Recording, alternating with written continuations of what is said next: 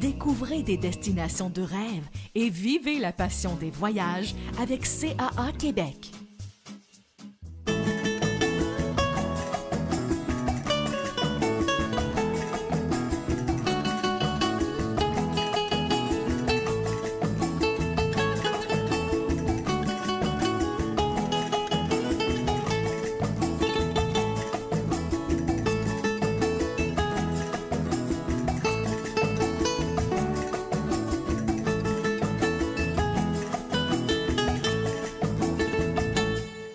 Salut tout le monde, bienvenue à Passion Voyage. Cette semaine à l'émission, on va aller se promener sur la route des Vikings pour partir du nord complètement de l'Europe et traverser l'Atlantique pour se rendre jusqu'à New York. Et pour nous parler plus en détail de cette croisière, je suis avec la directrice des produits voyage chez CAA Québec, Angelina Mikoniatis. Salut Angelina. Salut Jean-François. Une croisière qui est assez différente de celle de la semaine dernière quand même. Oui, totalement, malgré qu'on part du même endroit qui est Londres. Par contre, ici on parle d'une croisière transatlantique, mais au lieu de faire la traversée habituelle, on part de Londres, on arrive à New York sans faire un arrêt entre les deux. Cette fois-ci, on va partir vers la mer du Nord.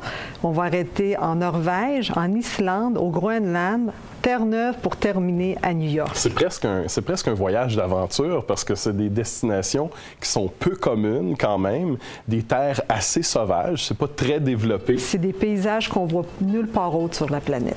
Alors, c'est parti pour notre croisière en mer du Nord. Tout de suite, au retour de la pause, nous allons parler de la ville d'embarquement de Londres en Angleterre. Restez là, Passion Voyage.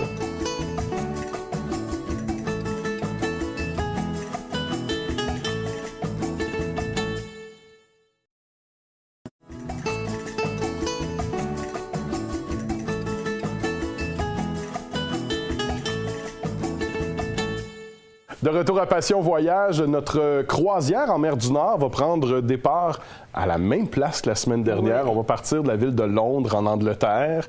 Et comme on est habitué de voyager en croisière avec toi, on a du temps pour visiter en arrivant. Oui, exactement. On va avoir au minimum 2 jours avant notre embarquement pour visiter la belle ville de Londres. Et je prends quelques secondes juste pour vous remémorer les incontournables de Londres. Donc, on parle évidemment de Buckingham Palace et du changement de la garde. Westminster avec son abbaye et le Parlement et le fameux Big Ben qui est l'emblème évidemment de l'Angleterre. London Eye, qui est la plus grande roue au monde. Je vous le suggère parce que lorsque vous arrivez en haut de la roue, le point de vue est vraiment magnifique sur Londres. La Tour de Londres et son fameux pont, évidemment.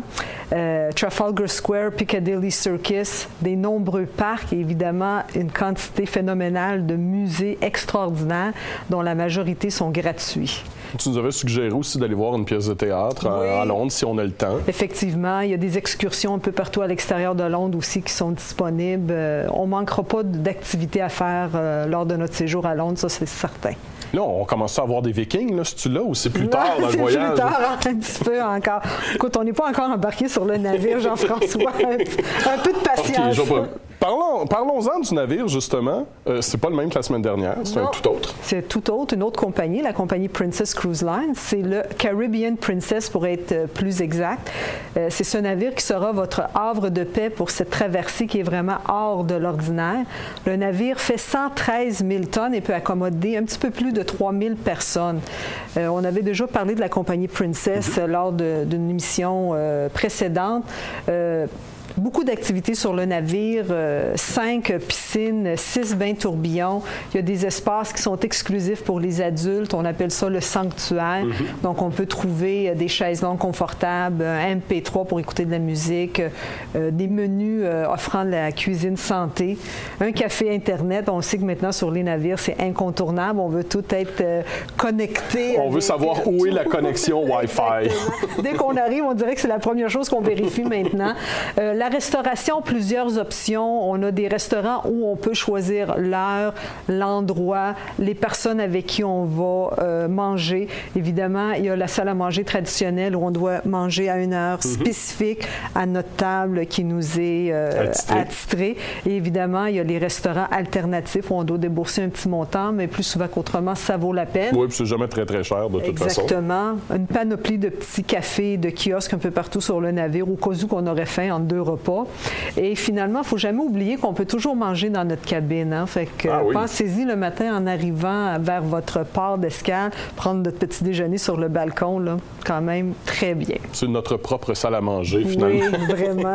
Pas besoin de se maquiller ou quoi que ce soit. Oui, on est ça, sur notre sortir. balcon en robe de chambre, puis on prend notre café. Évidemment, beaucoup de divertissements sur le navire, des discothèques, des lounges, les bars, le fameux casino, évidemment, les spectacles, grand déploiement dans les théâtres. Écoute, sur les Princess, une exclusivité Movies Under the Stars. C'est l'espèce d'écran géant qu'on a sur le pont supérieur où on peut s'asseoir pour écouter sous les étoiles. Sous les étoiles, les films. Il y a du popcorn, des biscuits, du lait et des couvertures pour ceux qui ont un petit peu plus froid. Et évidemment, il y a une panoplie d'autres services, le spa, le centre de conditionnement physique. Et à chaque jour, dans votre cabine, vous allez recevoir votre journal de bord. Et vous allez avoir 2 pages d'activités sur le navire. Donc, vous ne manquerez pas de choses à faire sur le navire. Donc, encore une fois, c'est un bateau bien équipé, confortable. On a tout ce qu'il faut pour traverser l'Atlantique. Exactement. Mais avant de traverser l'Atlantique, on va se rendre dans le seul pays scandinave qu'on n'a pas visité lors de notre dernière croisière, en Norvège, et on va s'arrêter à Bergen. Oui, la ville de Bergen a un très joli centre-ville, beaucoup de rues piétonnes et de places publiques très animées. On va visiter l'église St. Mary's qui date du 12e siècle. C'est le plus vieux bâtiment de Bergen. On va aussi voir la forteresse de Bergenhus qui date du 13e siècle. C'est une des plus vieilles et les mieux préservées de la Norvège. Hakons Hall, qui est situé à l'intérieur de la forteresse, est le plus important des bâtiments royaux de Bergen, qui était à l'époque la capitale de Norvège. La tour Rosenkrantz, tant qu'à elle, c'est la tour médiévale dont les souterrains ont été utilisés comme donjons. C'est la structure la plus imposante de la forteresse. On la voit vraiment de très loin également. Ensuite, on se rend à la montagne Ulriken, qui est la plus haute des 7 montagnes qui entourent la ville. Le quartier médiéval d'Hanseatic, inscrit sur la liste de patrimoine mondial de l'UNESCO, est aussi un incontournable. Et finalement, l'église de bois de Fantoft. L'original datait du 12e siècle, mais malheureusement, elle a été incendiée en 1992, mais elle a été reconstruite exactement comme l'original. On est capable de voir vraiment l'architecture typique de cet endroit-là. Alors, voilà pour les pays scandinaves. On va se rendre en Écosse. D'ailleurs, j'arbore le kilt juste pour ça. Il te fait très bien, d'ailleurs. Merci. Cette valeur, les téléspectateurs ne peuvent pas voir. À cause du décor, malheureusement. Peut-être dans une prochaine émission sur l'Écosse. On va aller visiter les îles Shetland. Oui, c'est un archipel de plus de 100 îles, dont 15 seulement sont habitées. Et Shetland est extrêmement riche en vestiges archéologiques, notamment en ce qui concerne la période préhistorique. L'archipel compte pas moins de 5000 sites archéologiques. C'est pas rien quand même. Cette profusion est due à la quasi-absence de forêt qui a contraint les habitants à employer des constructions en pierre. Donc, c'est ça qu'on retrouve un peu partout. Entre autres, le château Scalloway, construit par Patrick Stewart au 16e siècle. Les ruines Jarlshof, qui datent de l'âge de bronze, quand même. C'est très vieux. Oui. Et le fort Charlotte, qui, lui, est construit en 1655 par Charles II pour se défendre contre les Hollandais. Et Moussa Broch, qui est le château rond construit à l'âge de fer. C'est le mieux préservé au monde. Donc, c'est vraiment impressionnant ce qu'on peut voir comme vestige sur Shetland. Beaucoup d'histoire. Oui. Également de l'intérêt pour plusieurs, c'est les réserves naturelles qui abritent une variété d'oiseaux ainsi que des colonies d'otaries, de loups marins, de dauphins et de baleines. On peut trouver également le Shetland Wren, qui est un type d'oiseau, et aussi les fameux Shetland Ponies, qui sont des chevaux exactement, qui font à peine 1 mètre d'eau. Les deux sont vraiment des espèces qui sont uniques aux îles Shetland. Donc, avoir les petits poneys comme ça. Oh, ils sont tellement jolis, ils sont cute.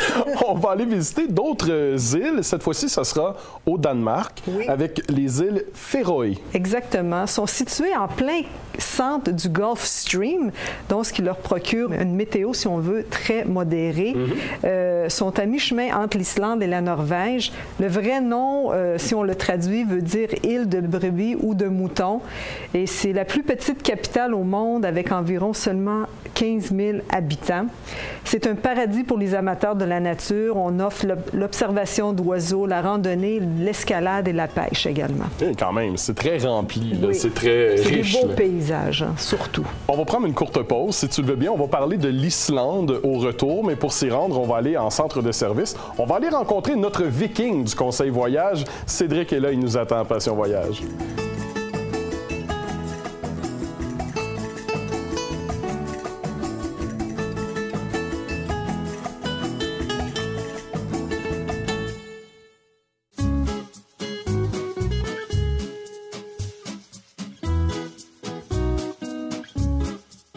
Les navires transatlantiques ont vu le jour à la fin du 19e siècle et ont connu un essor important au 20e siècle.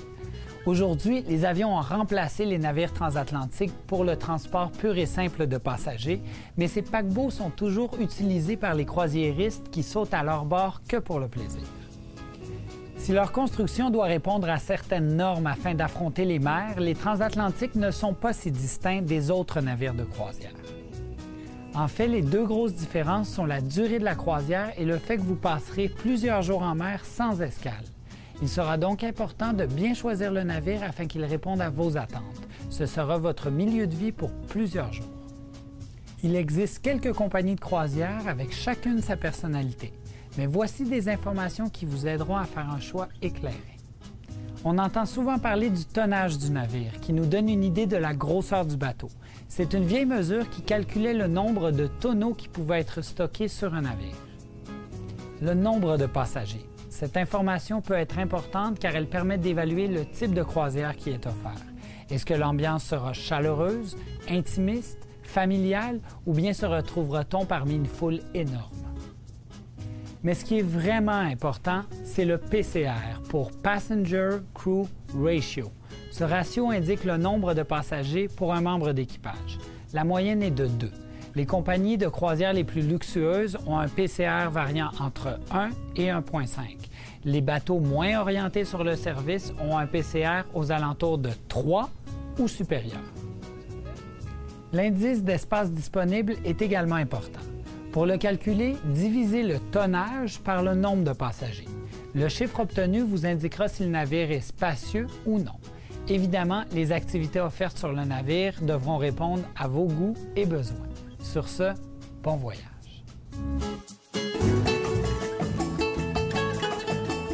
Qu'est-ce qu'on appelle le London Eye? A. La police londonienne. B. La Tour de Londres. Ou C. Une grande roue. La réponse au retour.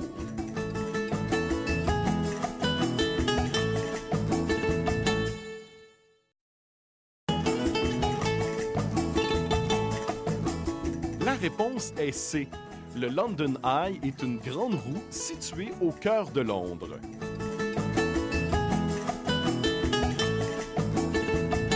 On est de retour à Passion Voyage avec notre croisière en mer du Nord. On est sur la route des Vikings, finalement. Et là, on arrive en Islande. Oui. Et là, on arrive dans un coin du monde où les noms de villes sont extrêmement durs à prononcer. Tout à fait. On s'excuse d'avance auprès de la communauté islandaise qui suit Passion Voyage à chaque semaine. La première ville qu'on visite en Islande, je vais consulter mes notes, Akureyri. Oui. Voilà, c'est dit. C'est dit, voilà. C'est le port d'entrée pour rejoindre l'île de glace et de feu. On va découvrir un paysage dramatique comportant des cratères volcaniques, des lacs de lave éteints et des chutes d'eau spectaculaires. D'ailleurs, on va commencer avec les chutes Godafoss, qui sont considérées comme étant les chutes des dieux, rien de moins. Hein? Namaskaro Pass, qui est près du volcan Krafla, qui lui, en passant, est toujours actif. Mais c'est pas justement en Islande qu'il y avait eu un volcan actif qui avait retardé plusieurs vols internationaux, on s'en souvient très bien, nous, dans l'industrie du voyage. Une chance que c'est une croisière, on est en bateau, là, on va être correct. C'est moins pire, effectivement. D'ailleurs, c'est à cet endroit-là qu'on va retrouver des multitudes de puits de boue bouillante, des geysers de vapeur et un paysage vraiment à couper le souffle. Jean-François, vous aurez peine à croire que Akureyri est situé tout juste sous le cercle arctique, tellement que le climat est tempéré à cet endroit-là. D'ailleurs, on va apercevoir des boîtes à fleurs ornant les fenêtres, on va voir des arbres qui longent les artères commerciales. Dans leur jardin botanique, ils ont plus de 7000 plantes de partout sur la planète et aucune serre pour les garder à chaleur. Hein? Quand même, c'est incroyable. Le lac Miftan, qui est le plus important sanctuaire d'oiseaux d'Europe, où on peut retrouver des dizaines de milliers d'espèces. Et pas très loin de là, des bains thermaux, évidemment. On est dans des territoires de volcans, donc ça va de pair. On va pouvoir aller en profiter un peu? Ah, certainement, si vous voulez. Oh, je veux. Tu veux? Je pense que je veux. Toujours en Islande, on va aller à Ísafjörður. Exactement. C'est ici qu'on retrouve les plus vieux bâtiments de l'Islande qui datent du 18e siècle. On va retrouver l'église sur la colline. Elle date de plus de 100 ans seulement, mais depuis le 12e siècle, il y a toujours eu une église à cet endroit, donc chaque fois qu'elle était détruite, on la reconstruisait. L'île Vigur, on y trouve le seul moulin à vent de l'Islande, le plus petit bureau de poste et plus de 80 000 macareux. Ah oui! Donc, on va voir des beaux oiseaux. Des beaux Et oiseaux. on pourrait peut-être envoyer une carte postale du plus petit bureau de poste au monde. Pourquoi pas, hein? On poursuit à Hesteri, qui fait partie de la réserve naturelle de l'endroit. On va voir le petit village qui a été abandonné depuis plus de 50 ans. Et on va se rendre jusqu'au Doctor's House pour prendre quelque chose à boire, un peu pour se désaltérer après notre marche. Les jardins botaniques Skrudur aussi sont intéressants. C'est les plus vieux d'Islande. Et le village de Flateyri, un petit village de pêche traditionnel entouré de magnifiques montagnes. Encore une fois, c'est les paysages qui sont incroyables dans cet endroit-là également. Là, on va se diriger dans une partie de l'Islande qu'on connaît un peu plus, du moins le nom, on l'a déjà entendu, à Reykjavik. Exactement. La ville, d'ailleurs, elle a été fondée en 874 et c'est la capitale la plus au nord au monde. C'est à partir de cette ville moderne et sophistiquée que nous allons rejoindre des paysages d'une beauté extrême. On va commencer par le champ géothermique de Drissuvik. On va assister à un spectacle impressionnant de geysers de vapeur d'eau. On va admirer des solfatares. Est-ce que tu sais c'est quoi, Jean-François? Pas du tout. C'est des mares multicolores de boue en ébullition. Oh, c'est spécial, ça, quand même. On voit ça tous les jours. Hein? C'est fréquent. C'est vraiment incroyable. On continue vers le lagon bleu. Pas celui de Brooke Shields, là, un autre. C'est des piscines d'eau chaude et riches en minéraux et réputées pour leurs propriétés thérapeutiques. On poursuit vers les chutes Gullfoss, qui sont aussi appelées les chutes d'or. C'est les plus belles chutes du pays. C'est la rivière Rvita qui tombe d'une hauteur de 30 mètres et se sépare pour former deux spectaculaires cascades distinctes.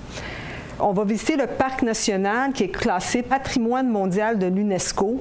C'est le parc le plus visité en raison de ses paysages majestueux.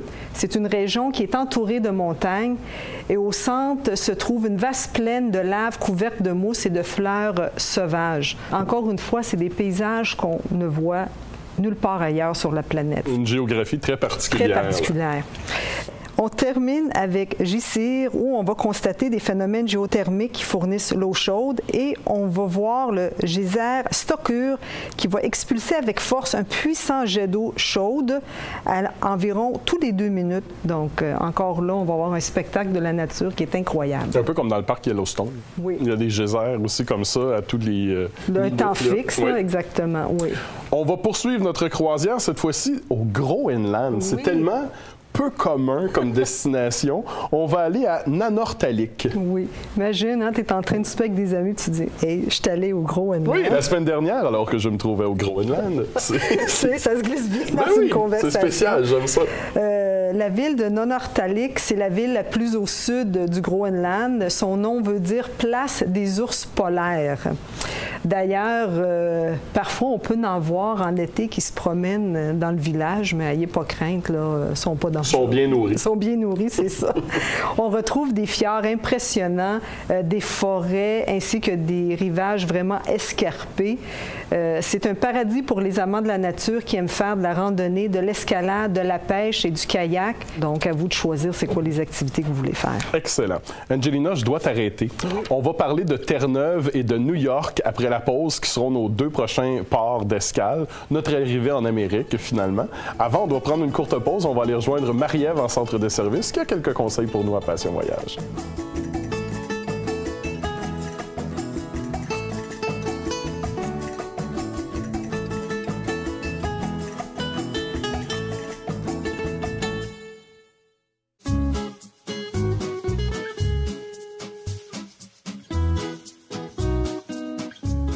Saviez-vous que ce sont les compagnies aériennes qui décident de la dimension des bagages qu'elles acceptent en cabine?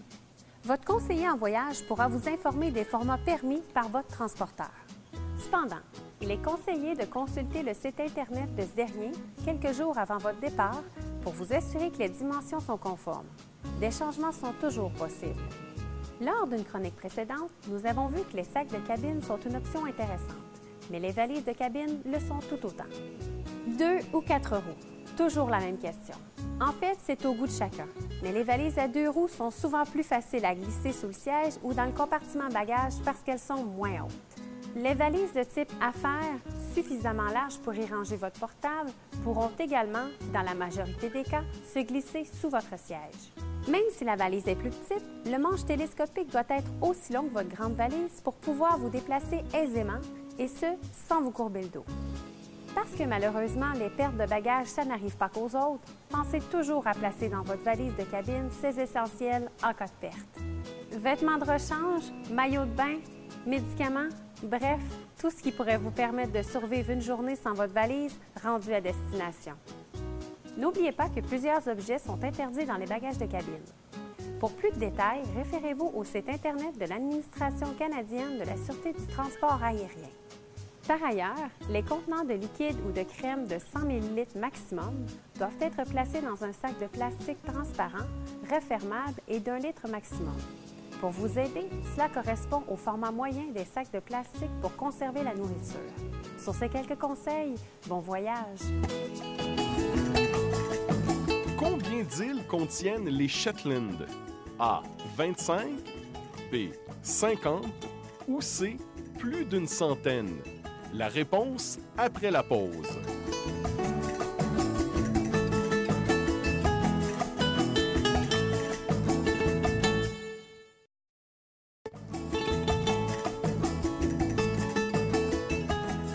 La réponse est C.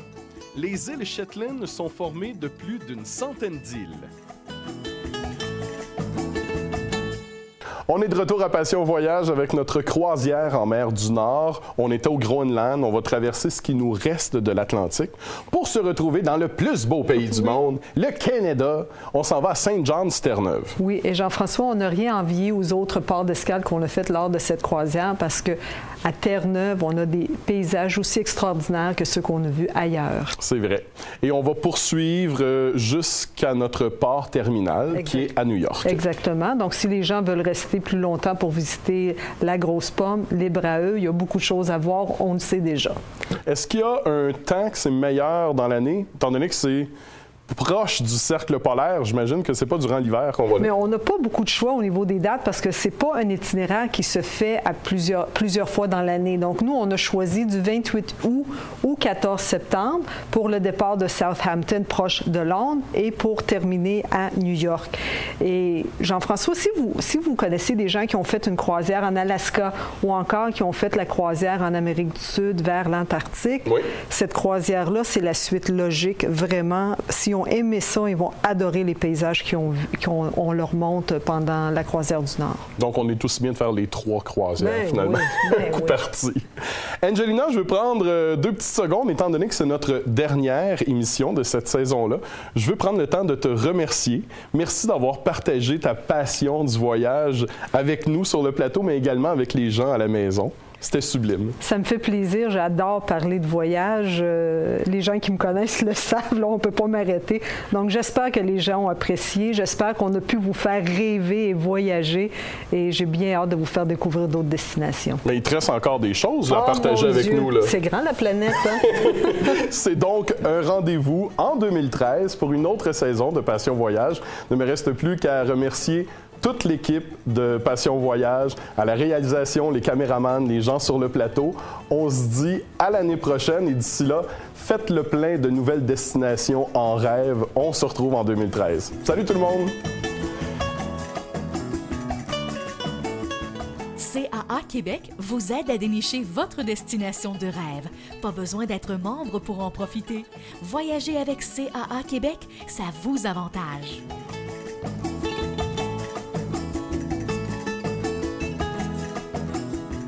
Pour plus d'informations, consultez un de nos conseillers en voyage au 1-877-986-9243 ou visitez notre site caaquebec.com.